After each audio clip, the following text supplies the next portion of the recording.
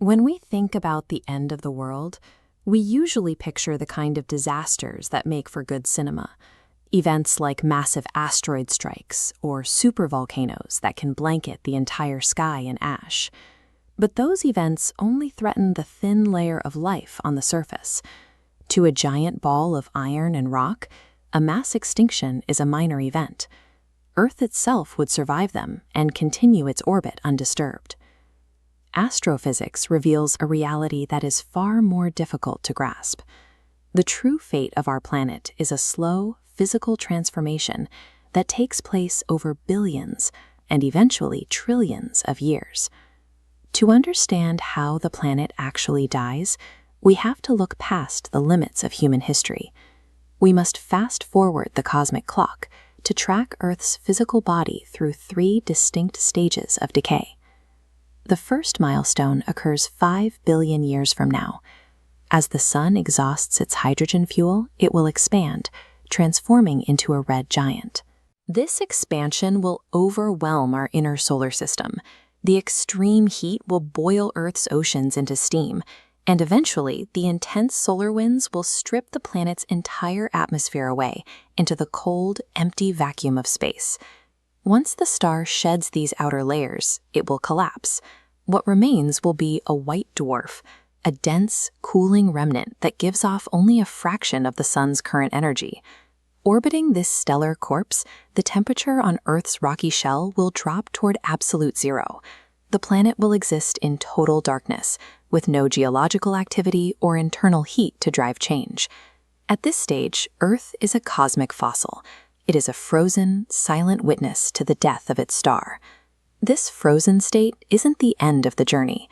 To find the next milestone, we have to zoom out and view our solar system as a single point within the wider galaxy. In about 4 to 5 billion years, the Milky Way is expected to begin a massive collision with our neighbor, the Andromeda Galaxy. As these two galaxies merge, the chaotic movement of billions of stars will create massive gravitational instability. Systems that have been stable for eons will suddenly be pulled in new directions. If a wandering star passes close enough to our white dwarf, its gravity will overpower the sun's remaining grip. Earth will be physically torn from its orbit and flung away. Our world will become a rogue planet. It will drift alone through the interstellar void, completely disconnected from any star or solar system.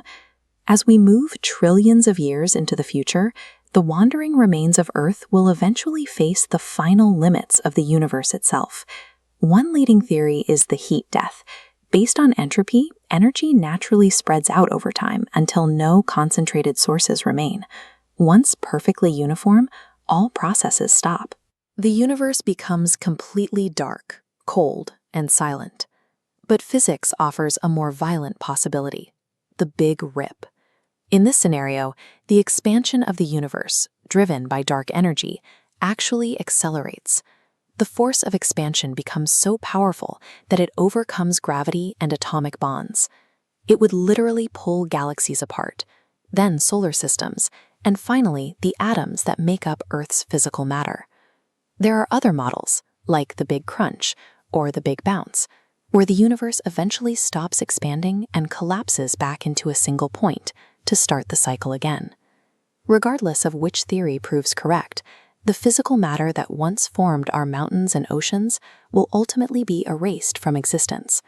We have seen the full arc of the planet, from a vibrant world to a burnt wasteland, a frozen rogue relic, and eventually nothing at all.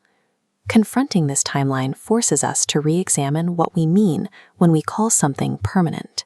We often treat the ground beneath our feet as a fixed constant of reality, but over these scales, Earth is revealed as a temporary state of matter.